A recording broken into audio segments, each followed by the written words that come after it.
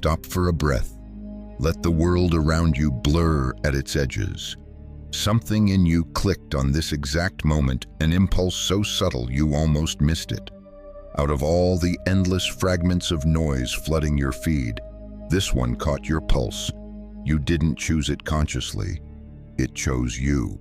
A signal disguised as coincidence. A whisper through the static, saying, "Pay attention." You may think it was the algorithm or a restless thumb, but there's another rhythm behind that, an invisible intelligence arranging moments, placing breadcrumbs, aligning events you half noticed but never named. It's been stirring at 3:17 a.m. when your body wakes without reason, your mind wide open, flooded with impressions that feel too vivid to dismiss and too strange to explain. That current has been moving through you for weeks, rearranging your perception without your permission. The truth is unsettling. Your breakthrough isn't about to begin, it already did. The shift that seekers meditate decades to taste has already fired in your system. Quiet but irreversible. The membrane is crossed. The Rubicon, behind you. You might sense it in the background hum of your days. The air feels slightly different. Your reactions slower. Your awareness sharper. The part of you that once ran the script of your life is dissolving, and a new pattern has begun to write itself. And yes, your skepticism speaks up good. Keep it, because this isn't faith or philosophy. It's an observable event in your field of awareness, playing out in your nervous system right now. You don't need to believe a word of it. You only need to notice. Think back about 3 weeks ago, give or take. A quiet glitch may have appeared. Maybe during a drive when you suddenly felt like you were watching yourself from the outside. Maybe mid-conversation when your own voice sounded like someone else's echo. Or maybe the morning light looked subtly altered, not brighter, not dimmer, just alien, as if a filter had lifted. That moment was the fracture, the clean break between who you were and who's now observing from within. Since then, the distance between those two selves has been widening. You've blamed it on stress, sleep, screens, or chaos. But deep beneath every rational excuse, something in you knows it's none of those. Something larger is unfolding, and you can't stop it now. That widening you felt between who you were and who's now watching becomes the entry point to something few ever articulate: the physics of awakening. Beneath the poetry and the metaphors, something tangible is unfolding. When consciousness reorganizes itself, it behaves less like a belief and more like a phenomenon, something measurable in pattern, if not yet in language. Imagine your awareness as a field vibrating within certain limits. For years, that field hummed along a predictable frequency. Every thought, memory, and reaction existed inside that narrow band. Then, without warning, your internal circuitry began to reconfigure what some researchers might call spontaneous coherence. Neurons that once fired in isolation began to synchronize across previously disconnected regions. The music of your mind found new harmonies. And once a field reaches coherence, it can't simply revert. The pattern sustains itself forward, seeking greater complexity. In that sense, awakening isn't something you achieve. It's something your biology participates in. You don't meditate it into existence, you become the environment in which it happens. Consciousness expands not by effort, but by resonance. As if a tuning fork somewhere in the universe struck your frequency and your cells answered. You may notice sensations that science hasn't yet fully mapped to hum beneath your ribs. Flickers of light behind closed eyes. The strange electric presence in your limbs when the world is quiet. None of this is mystical fantasy. It's your system recalibrating to process higher bandwidth. The brain, once accustomed to sequential processing, begins operating in parallel threads. Memories, emotions, intuitions, everything streams at once. Overwhelm is the first sign that the bandwidth has widened. Still, the mind resists. It tries to label, analyze, explain, but this is not a puzzle to solve, it's a process to endure. The very effort to control it creates friction, like trying to cage a storm in glass. What you are experiencing is decoherence reversal, a phrase that sounds clinical but describes something profoundly intimate. It's the undoing of fragmentation, the return of scattered data into one luminous whole. Your perception of cause and effect begins to warp because the observer, the point from which you measure time, is no longer static. The old observer dissolved when the field upgraded. That's why time feels unstable, looping, or elongated. You're not malfunctioning. You're perceiving probability itself. And here's the part that rarely gets spoken aloud once this process begins. It cannot unbegin. It's not reversible because evolution doesn't negotiate. You are no longer running the same operating system. The program of self that once defined boundaries between inner and outer, before and after, has been rewritten mid-flight. You're both the experiment and the observer, the particle and the wave, collapsing and expanding in the same breath. This can feel terrifying, yes, but it's also the most honest state you've ever been in. You are finally perceiving reality without the dampeners, without the psychological noise that once filtered what you could bear to see. So the invitation is simple. Though not easy, don't reach for certainty. Certainty belongs to the old physics. The new physics thrives on probability, on potential. Your role now is not to decide what's true, but to witness what's real as it reorganizes around your attention. In this way, awakening isn't a spiritual reward, it's a physical event, a shift in the resonance of matter itself. You didn't summon it, you resonated with it. And once resonance locks, the only direction left is forward, deeper into coherence, deeper into truth. Stillness isn't silence anymore, it's signal. Listen closely. The next fluctuation you feel in your chest is the universe stabilizing inside you, one vibration at a time. That vibration you feel pulsing under your skin, it's more than sensation. It's the rhythm of a clock that no longer ticks in straight lines. Once coherence initiates, time itself begins to lose its familiar geometry. You may sit through a conversation that feels endless, only to discover minutes have passed.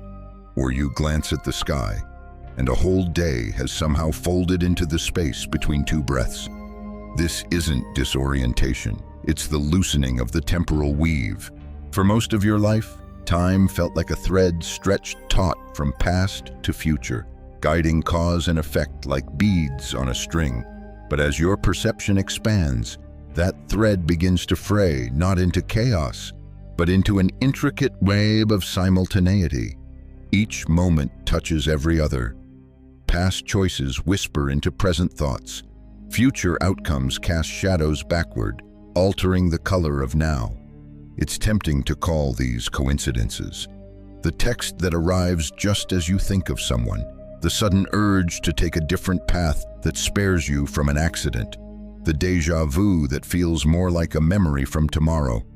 Your rational mind strains to explain these as statistical anomalies, yet something in your bones knows the pattern is deliberate. You are not predicting reality, you are perceiving probability. The boundaries between intention and event are dissolving. This is what some physicists, with careful humility, refer to as a probability cloud awareness.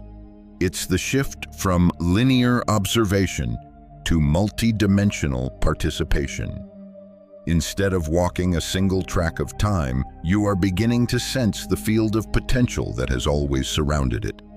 The brain, once forced to prioritize one storyline, now flickers among several possibilities before choosing where to land. At first, this feels like chaos. You forget what day it is. Confuse dreams with waking life. Feel conversations echo before they happen. But there is method within this madness. The collapse of linear time allows the emergence of pattern recognition at a higher scale. You're not losing clarity, you're gaining dimension. The mind is learning to think in holograms instead of lines. Still, the human nervous system protests. Routine disintegrates. Schedules feel absurd. You can no longer live entirely by clocks, yet you still exist within a world that worships them. This tension between the eternal and the practical is where many falter. They mistake temporal distortion for dysfunction, when in truth, it's adaptation. Remember, the body is recalibrating to a rhythm older than seconds and newer than eternity. What feels like delay or acceleration is the field teaching you synchronization. You are aligning with your own probability wave. The more you resist by forcing linear order, the more turbulence you feel. The more you allow, the smoother the current becomes. And so, what once seemed like accidents begin to reveal intelligence. You think of a friend, they appear. You imagine an outcome, it materializes through unforeseen channels. These are not miracles in the religious sense, they're physics, meeting consciousness. Every thought generates interference patterns in the quantum field, and every resonance finds its echo. You are discovering the mechanics of manifestation, stripped of superstition and returned to raw participation. When time loses its grip, identity follows. The self that measured life by before and after begins to dissolve. And that dissolution, though frightening, is liberation. Because once you realize that the past and future are only coordinates within awareness, you stop chasing one and fearing the other. You inhabit the eternal middle, the living hinge of now where creation actually occurs. Stillness expands here. Silence turns into texture. Every flicker of awareness births entire worlds, and every breath contains infinite beginnings. That's the true distortion of time, not its loss, but its multiplication. You're not running out of time. You've stepped outside it. When time dissolves into probability, something else begins to unravel with it. The idea of you. The same distortion that bends the flow of hours starts bending the mirror of self. You look, and the reflection looks back differently. Familiar yet foreign, recognizable yet ungraspable. It begins subtly. You hear your own voice and notice it carries a new timbre, a detached awareness observing even as you speak. You move through rooms that once felt intimate and feel slightly translucent, as if presence itself has thinned. You remember memories, but they no longer belong entirely to the one remembering. It's as if you're borrowing the story of someone who once resembled you. This is not malfunction. This is identity's recalibration. When the linear self bound to time and continuity starts to dissolve, what remains is the witnessing field that has always been there, quietly aware beneath every persona you've ever performed. The I that says I is being seen for what it is, a role, a set of adaptive scripts your nervous system built to survive the world. The mask doesn't vanish out of cruelty. It falls because it can no longer contain the amplitude of what's awakening behind it. Your ego, the survival software of the psyche, was designed to keep your story coherent. It stitched meaning from chaos, boundaries from infinity. And now, coherence is reprogramming itself from a higher order. The old software panics. It tries to reboot. It whispers that you're losing control, that this must be a breakdown. But beneath that fear, a quieter truth hums. The identity you're losing isn't you. It's the costume your awareness wore to interact with consensus reality.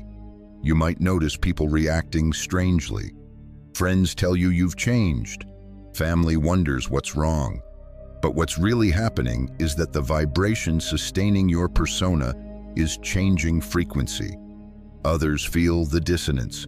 Some will retreat. Some will draw closer, magnetized by the authenticity emerging through the cracks. Don't cling to either. Each is responding to resonance, not reason. This is the stage where many mistake awakening for alienation. You feel like an observer inside your own life, watching events unfold rather than participating in them. Yet that observer isn't a stranger. It's your original awareness, the one that existed before language said, "I am this." You are rediscovering the spacious self, the one that notices thought without being swallowed by it. From a physiological view, your brain is pruning old networks' neural pathways linked to habitual identity loops and weaving new circuits that support multidimensional processing. From a poetic view, you're molting. The snake can't crawl into new skin without shedding the old. The discomfort is natural, the transparency temporary. In this in-between, contradictions coexist. You can feel profound clarity and utter confusion within the same breath. You can cry from gratitude and grief at once. You can feel both lost and found simultaneously. This isn't paradox, it's expansion. Two opposites can now occupy the same space because your consciousness has grown large enough to hold them. The key is not to force a conclusion. Let the old self die with dignity. Resist the urge to resurrect it by performing certainty or pretending to be normal. Identity fractures because evolution demands room. The void that follows isn't absence, it's preparation. Some nights you'll feel yourself floating between versions, neither the old self nor the new one fully formed. In those moments, breathe gently. The witness and the personality are learning to coexist without hierarchy. Eventually, the two will integrate, the human and the infinite, no longer fighting for dominance but dancing in coherence. The fracture isn't failure, it's the first honest shape of freedom. You're not disappearing. You're becoming transparent enough for truth to shine through. That transparency spreading through your sense of self doesn't end with thought. It seeps into the body, because consciousness never stopped being biological. Every cell listens, every nerve translates energy into language the flesh can understand. You might feel this as tension in your chest, a sudden heat behind the sternum, or waves of electric current rolling through your limbs when the world goes quiet. To the medical eye, these sensations appear meaningless normal vitals, normal scans. But on another register, your nervous system is recalibrating. Think of your body as an antenna tuned to a particular range of frequencies. When awareness expands, the tuning shifts, and the circuitry has to update itself to handle a broader spectrum. The muscles contract to ground the surge. Temperature fluctuates as metabolism adjusts to new energetic demands. What feels like restlessness or fatigue is the body rewriting its operating parameters. This process is not punishment, it's adaptation. The heart, long treated as a pump, behaves more like an oscillator, its electromagnetic field synchronizing with the brain's rhythms. When consciousness accelerates, that field expands, which is why the chest can feel heavy or luminous. Your digestive system might rebel, not because of food, but because the gut, your second brain, is trying to interpret information it's never processed before. The skin tingles because it's both boundary and bridge, translating the external world into neural signal. Even the ringing in your ears, that intermittent tone that comes and goes without cause, might be your auditory cortex stretching to register subtler harmonics. You're beginning to hear the high frequencies of your own field. Western science is only beginning to map the dialogue between consciousness and biology, but ancient traditions always knew the body as a living interface. The meridians of Eastern medicine, the chakras of yoga, the subtle channels described in mystic texts, they're metaphors pointing to the same discovery: the body is not a container for awareness, it's a transducer. It converts invisible vibration into sensation, emotion, and perception. So when your body feels unstable, it's not failing, it's upgrading. But upgrades require downtime. Sleep becomes irregular because during deep rest, the brain reconfigures its network connections. Dreams turn cinematic and symbolic because they're the mind's way of rehearsing new pathways before daylight demands precision. You wake disoriented because you've been inhabiting a different frequency band, and the return